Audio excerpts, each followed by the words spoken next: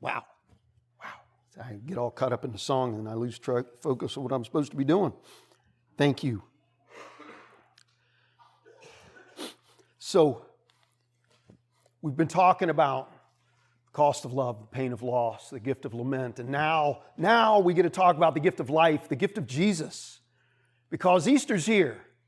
And Easter is the definitive statement that life wins.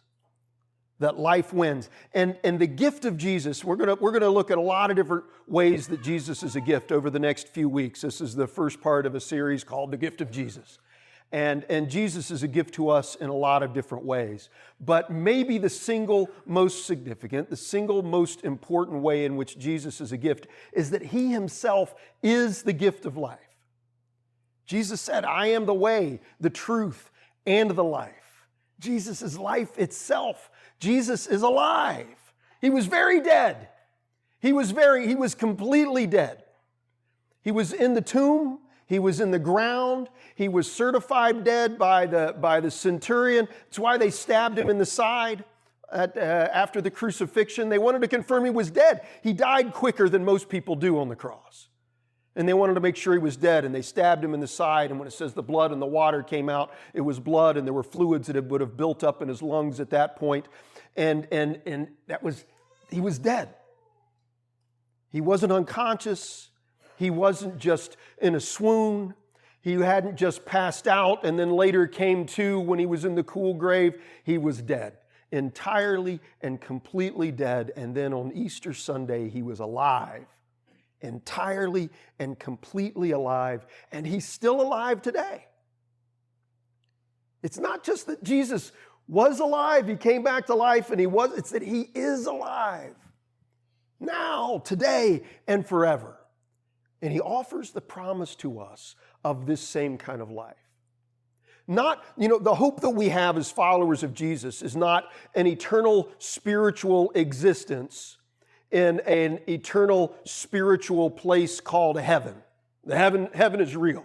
The heavens are real. But the promise that we have is not an eternal spiritual existence. The promise that we have is a resurrection. That one day all who have died in Christ will receive bodies back. Whether it's not, we don't know what the bodies are going to be like. Paul says that. We don't know what we're going to be like, but we know we'll be like Jesus because we'll see him as he is. And that's the hope that we have, a real life forever on a real earth. We don't know what the earth will be like. Revelation tells us there's a new heaven and a new earth, but it's a real heaven and a real earth where real people with real bodies will really live forever with Jesus. That's the hope and that's the promise that we have. Because Jesus is alive, we have the promise of a new and resurrected life. Even when we die, that's not the end. Even when someone we love dies, that's not the end. Even when we're dead for a long, because we don't know when the resurrection's going to be. For years, there's always seemed to be some voice in the church that's saying, it's going to be soon. And it might be. But they've been saying that since literally the day after Jesus ascended into heaven. It's like, he's coming back soon. 2,000 years, still not here. It might be 2 minutes from now. It might be another 2,000 years from now. It might be 10,000 years from now. We don't know. But one day, Jesus will return, and all who have died in Christ, will live again.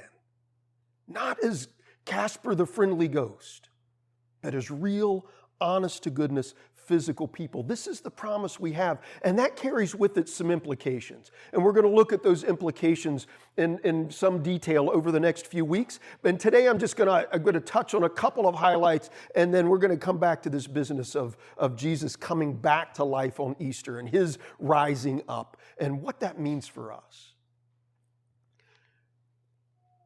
The thing that we have to note at the very outset is that only God can give life.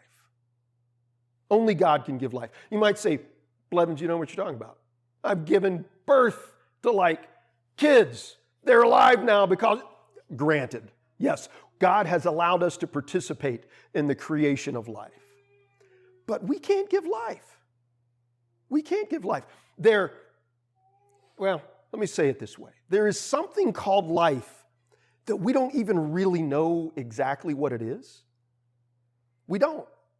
Because I could leave, well, let me say it this way. Let's imagine an imaginary person in an emergency room, lying on the table, and the doctors and the nurses are there, and that he's passed out, he's unconscious, his life is hanging in the balance. And one moment he's alive, and the next moment he's gone.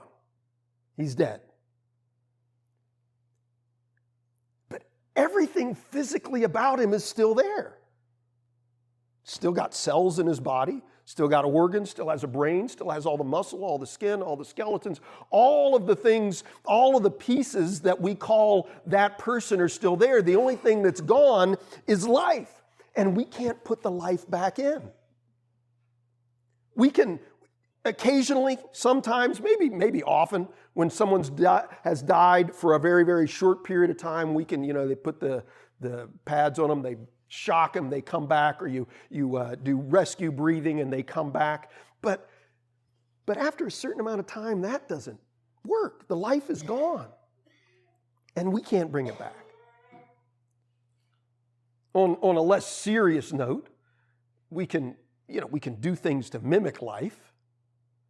I had a very interesting science teacher in high school, Mr. Harold Taylor. I thoroughly enjoyed Mr. Taylor as my science teacher. We got to do fun things. He made things blow up in science class. We got to dissect things in science. We did frogs. And we were supposed to be dissecting the frogs, but we hadn't gotten to that day in class yet where we were actually dissecting the frogs. But Mr. Taylor brought out the dead frog, and he brought out a really big battery. And he hooked it up to the dead frog and made the dead frog jump with the big battery. It was really cool. Some of you have these horror-struck looks on your faces. It was a lot of fun. You can make his leg kick and make him jump, all sorts of things with a little bit of electricity. That frog was still dead. It could sort of look like he was alive, but he wasn't really alive. I'm going to talk about one other dead animal today just because, why not? It's Easter. So I had a hamster. My first pet of my you know where this is going. First pet of my very own. I named him Herbie. I don't know why. I liked Herbie, but not enough. I forgot to feed Herbie. And when you forget to feed a hamster, the hamster dies. I found the hamster. He was dead long enough. He was stiff inside his little shavings there. And I was like, oh, sorry, Herbie. I could keep Herbie alive with food and water, but once Herbie was dead, Herbie was not coming back.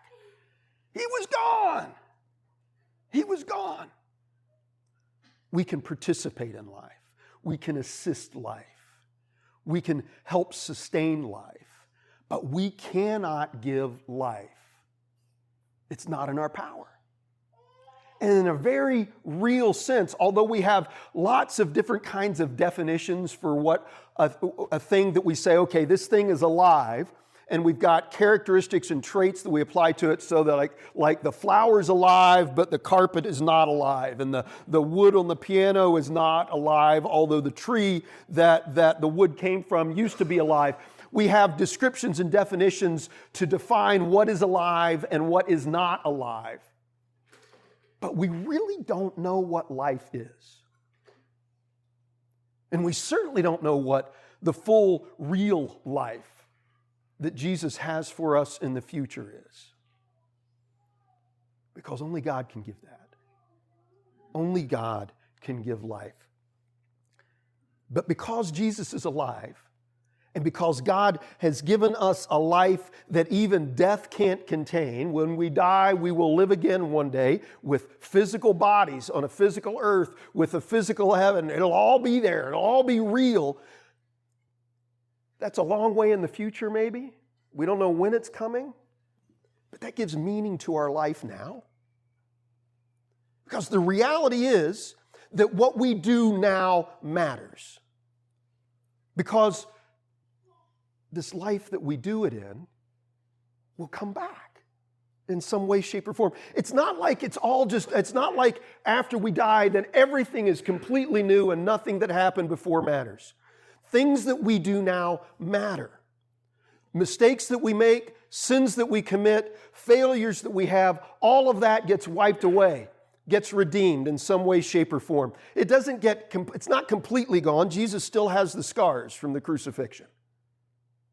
Things that happen in this life will continue and carry on into the next life, or Jesus wouldn't have had scars.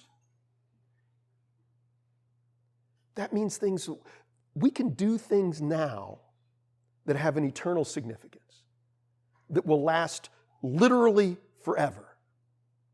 That's the passage that Elena read this morning. Faith, hope, and love. 3 things remain. Some translations say remain, some things say abide. I think abide is a little bit better because you get with that word abide, you get a sense of that ongoing existence. There are things that we do now that will have eternal significance. 500 years from now, your kids are not going to remember what I said here today. Most of them aren't going to remember the ornament that they put on the tree, although I suspect Turner will.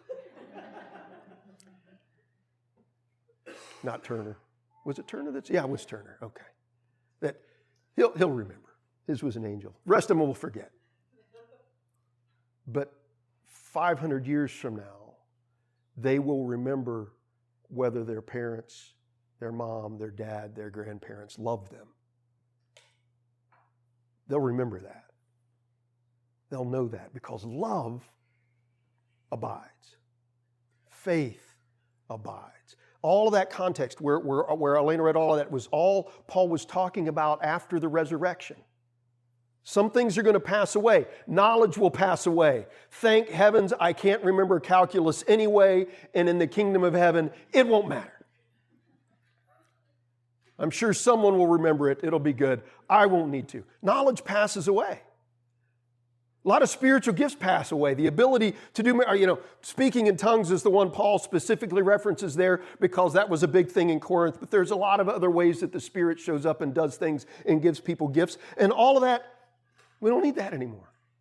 That's all gone. But faith, hope, love, those things remain. What that means is everything that you do now with the body that you have now, that you do in love, that lasts. And it lasts forever.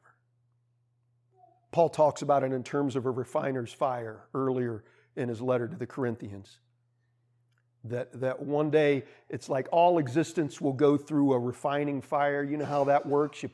They put metal in, gold, silver, whatever it is, and you heat it up really, really hot, and it burns away all of the impurities, and all that's left is what's pure. But the fire that we're going to go through and that the earth is going to go through is going to burn away everything that isn't love.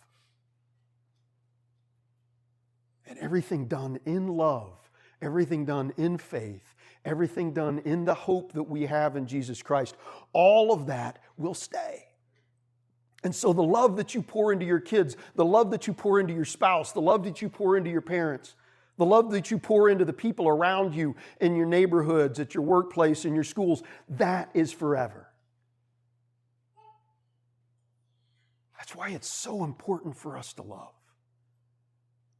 Because the more that we pour love into another person, the more there is that will endure into the next life. Because Jesus is alive. We have that kind of meaning in our lives now. Jesus said, I came that you would have life and have it abundantly. Overflowing life. More life than we need. I can't wrap my brain around that concept. I can understand to a certain degree having life. Having more life than I need, I don't really get that. Because he's not talking about more stuff. Let's be clear about that. He's not like, you're going to have abundantly more things than you need. That's not what Jesus was talking about. He didn't say, I came that you would have stuff and have it abundantly. He didn't say, I came that you would have money and have it abundantly. I didn't come that you would have cars and have them abundantly, or trucks, or whatever it is, baseball cards, whatever it is for you. It's life that we get more than we need. This life that Jesus has, that somehow spills over into other people and other things when we act with faith in Jesus and the hope of Jesus and with the love of Jesus toward others. There's more there than we need. It means we're free to give it away and just keep giving it away. Doesn't mean all the hurts go away. Doesn't mean there's no pain, there's no suffering. It just means that love wins over all of that. It means the joy overwhelms the grief. It means the love overwhelms the death. It means the peace overwhelms the heartache and the sorrow and the anxiety and the fear. It means that all of those things win. Because those are those things of life that endure. Jesus came that we would have more life than we need so that we can give that life away. And I think that's really, we already read that. Let's go on. I think that's the biggest part of the resurrection for us today. Maybe this overflowing, abundant life, more life than we have. And we get glimpses of that in this life, that abundance, that overflowingness. We get the glimpses of it. The song, Rise Up, I love that song. Y'all, thank you so much. But the song, in some respects, when I hear that song sung, I kind of hear Jesus singing, I'll rise up. I'll rise like the day. But the person who wrote that and originally sang it, and the way they sang it today, it's not, you can hear it that way, but it's also talking about just us as regular folks. I will rise up. And we need hope, and for that, we have each other. And I'll rise up, and I'll do it 1,000 times. I'll do it 1,000 times. Because the pain and the heartache and the sorrow, they're all there. There are things that knock us down over and over and over again. But because we have more life than we need, that means we can always rise up. And even if we can't do it alone, even if we lose hope alone, even if we're overwhelmed with anxiety alone, even if we're overwhelmed with despair alone, even if it feels like death and darkness and despair are all that exist alone, that's why we have each other. So that we can rise up for one another. We can rise up for the people in the world around us.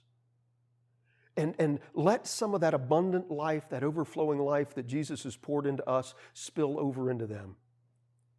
We get glimpses of that. Easter Sunday was a glimpse of that. Mary were going to the tomb. They were going to put spices. They were finishing basically the embalming process that was used in those days. They were coming to do that. They had to wait. They couldn't go on the Sabbath. That's why they had to wait till Sunday. They were coming first thing on Sunday morning so they could put more spices on Jesus, continue that process. They get there, and the stones rolled away. There's an angel there. Jesus is risen. What? You got to be kidding. He was dead. He was truly and completely dead. Now he's truly and completely alive. Tell his disciples to meet him in Galilee. They start to leave to tell his disciples, and there's Jesus. Right there. Just broke in. Right there in the middle of life. Right there in the middle of their life, right there in the middle of death. They were in the graveyard. And there's Jesus truly and completely alive, breaking in, and they get a glimpse. And I call it a glimpse because it didn't last forever. Jesus went away for a while. And he came back. And he met with the disciples. He was with them for 40 whole days. And then he went away again. And then we haven't seen him in the flesh since, except in glimpses. We get glimpses. Paul got a glimpse. He was riding off to persecute the church, throwing people in jail, causing all sorts of havoc for folks that were saying Jesus was the Messiah. And he thought he was doing God's work. He was out there shutting it down. Jesus was a false prophet. Jesus was a heretic. Jesus was all these awful things until he met Jesus. And Jesus literally knocked him off his horse and literally blinded him. And Paul got a glimpse of Jesus. Jesus didn't stay. He didn't hang around. He said, Paul, go to the city And someone else is going to meet you there. Someone else will rise up and greet you and instruct you and show you how to really get on the way that is God's way. We get these glimpses. I've gotten those glimpses. I'm not going to tell you, I'm going to tell you about one. It's not the most recent one. In fact, this one was a long time ago, and I'm not even going to give you all the details. We don't have time for that. And you got, we got Easter eggs to hunt. But I was a lot like Paul when I was younger, in the sense that I was arrogant and loudmouthed and opinionated, and was convinced that the best way to help other people was to tell them how they were wrong. I was very happy to do it. I was in college. I was volunteering in the youth group at the United Methodist Church in Oxford, Ohio, and the pastor there, one of the assistant pastor who was the head of the youth program, was David Meredith. And I'd known David from Gallia County. He used to be the leader of Jackson Area Ministries. I don't even know if Jackson Area Ministries is still a thing, but he was the leader of it when I was in high school. And so I knew David a little bit. I was very excited that he was the pastor there, went to volunteer at the youth group. It was a big youth group. And we had a lot of volunteers, college students that came in, and David would get the volunteers together to just kind of plan and prep and talk and, and socialize and encourage each other. And a topic came up that was very controversial. And because I was who I was, I very, very strongly and clearly expressed my opinion on the topic. And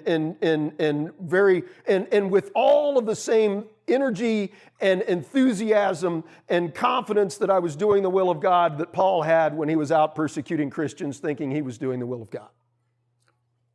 And everybody got mad at me. Everybody. We normally we'd stand up, hold hands, and pray at the end of the meeting. We got to the end of the meeting, everyone just got up and walked out, and I was still there. Except David, my pastor. And I found out later that the things I was saying probably were more hurtful to him than anyone else in the room. Found that out later. But at that time, all I knew is that David looked at me and he spoke a blessing over me. And he said, Scott, and he knew everyone was mad at me. He said, Scott, you just want to love people, don't you? He could have condemned me, he could have judged me, he could have ridiculed me, he could have been angry and stalked out like everybody else did. But instead, in spite of the hurt, in spite of the pain that I was inflicting on other people, he rose up and he poured life into me. And he planted a seed that took years to really grow and change. And for me to see that I was more like Paul before he met Jesus than Paul after he met Jesus. That I really was hurting and being hurtful with what I was saying. But because he called it and labeled it and identified it and said, Scott, you're just trying to love people. I know that. I get that. He said that. He poured life into me. When everyone else was walking out with their heads down and their fists clenched, David rose up and he poured life and blessing and love into me that eventually God used to transform me. It was just a glimpse of the kingdom of heaven, a glimpse of resurrected life. It didn't last long. That whole conversation with David probably lasted 30 seconds. But it's going to endure forever.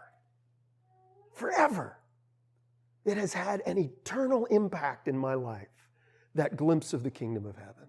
And this is the gift that we have from God because of Jesus' resurrection, because he is truly and completely and fully alive and has promised that same life to us, that we can speak that kind of love and that kind of life and that kind of blessing into the lives of other people.